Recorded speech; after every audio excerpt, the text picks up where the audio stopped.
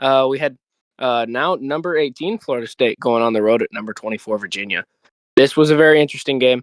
Florida State was ranked very high at this point, and I mean the upset hungry Virginia Cavaliers. I mean they got them at home. It was a nightcap game, and they rushed the field. I mean, very interesting. And they were leading into this game, like the night before, like all of a sudden the line like closed in where it was only Florida State by like 10, and that moved to 6. So it was like something's going on here.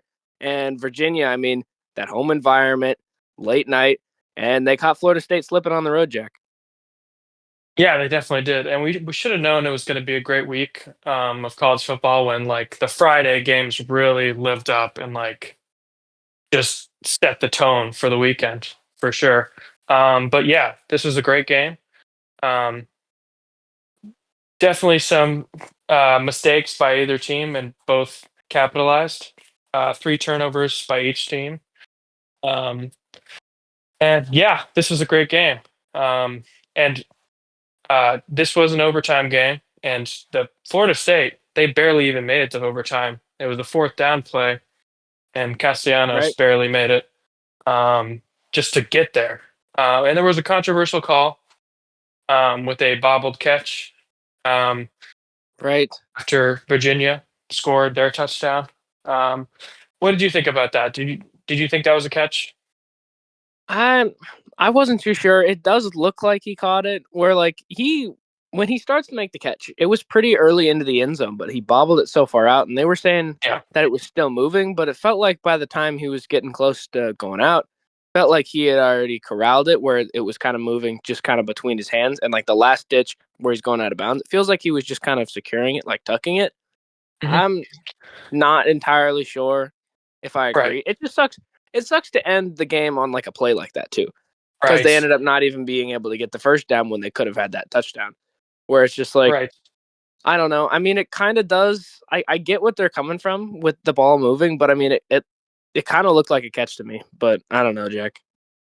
Yeah, it was an interesting call. It could have gone both ways, but it was weird because he started the process of the catch like Right.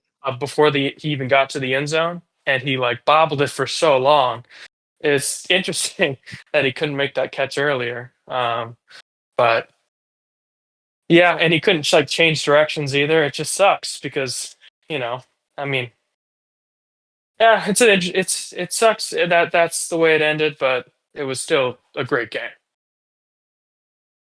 Right. And maybe at that point, once you start bobbling it, maybe you just got to like go down while you're in the end zone because he ended up running out, and that's what they're saying. I don't know. It kind of sucks to end the game on that, but I don't think it Yeah, ruined it. I mean, double overtime and ended up being 38-46. I mean, Virginia really just played a great game. And I mean, Virginia's yeah, really underrated. Their only loss was NC State, who's not terrible. I know it's not like a super highly touted team, but like they're decently solid and they really did prove it. I mean, a home game against Florida State and they won. And it's funny because just a few years ago, just a few weeks ago, Florida State rushed their own field against Alabama in that huge upset, and then now it gets comes back on them a few weeks later. And Virginia, I mean, Virginia is kind of a weird one. They're kind of similar to Georgia Tech, where I feel like they're kind of one of those ACC teams that's always an underdog, that's always counted out, and they end up upsetting great teams. Where if you remember a few years ago when they beat Drake May and the North Carolina Tar Heels, when they were very much in a playoff situation in that year, where it's like Virginia, Georgia Tech, like these ACC programs, they're really great, and especially at home. Like I mean, it's really awesome that we have these types of upsets and the way they're able to steal it. It really sucks for Florida State. I still think they're pretty solid, but I mean Virginia's good, and I think they definitely really deserve that number 24 ranking, Jack. yeah, 100%. I agree. And they definitely proved it. I mean, to beat a team like that, even in your own home environment, is very impressive. And we'll have to see how good Florida State is. I mean, I still think they're a very good team, and they still have playoff hopes. Right. Um, and they did get dropped 10 spots.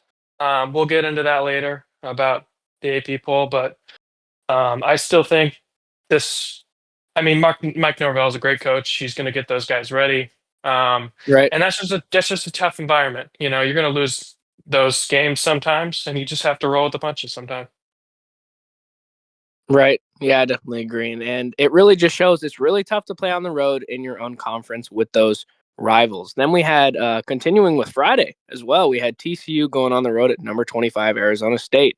Now, at the time, TCU was ranked, Arizona State was not.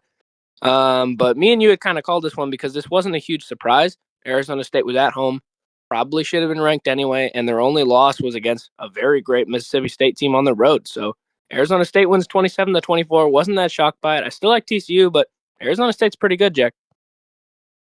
Yeah, they definitely are. This actually was. I mean, I was with you in picking Arizona State for this game, but TCU Right. completely controlled this. 17-0 lead, and then they Mm-hmm. just kind of let it go. Um, and then in the second half, um, I mean, Arizona State doubled their yards pretty much. They had 498 total yards, and then 269 yards for TCU. So very like they kind of just let it go in the second half, and Right. Arizona State, this is crazy. They held them to 10 yards rushing. TCU could not get anything to go on the ground game. Wow. Um, Jeez. yeah. And then, like in the fourth quarter, Arizona State, they had that PI, and they moved them, and then they scored. And then when TCU got the ball back, they got a strip sack on Josh Hoover. And then Arizona State got the ball back, went up by 3, and then TCU throws the pick to ice the game. So they kind of just threw it away. I mean, they completely had this one, um, and they just couldn't keep the lead. It was interesting. Right. Yeah, and I had kind of thought, oh, like maybe Arizona State wasn't as good as we thought when TCU kind of started that way, but then Arizona State slowly clawed back into it and eventually ended up turning the game around. Similar to how they kind of did against Baylor as well, where Arizona State is an interesting team to look out for because they brought Sam Levitt back, the quarterback, and Kenny Dillingham still a decently solid coach, but they did lose Cam Scadaboo, who was like the heart of that team and a real Right, reason why they really should have beat Texas in that playoff right, game. It's like right. Arizona State, as good as I think they are, obviously TCU had their chances, and maybe you say they should have won this game, but Arizona State was definitely good enough to be in this game, and they capitalized on TCU's mistakes, and good teams do that. And I think they do deserve that ranking. We'll see if we see TCU come back in the rankings because that's not a bad loss. Arizona State has been pretty hungry since that Mississippi State loss, and they beat a solid Baylor team, and now a really good TCU team at home, Jack. Yeah, absolutely. And Sonny Dykes is a good coach.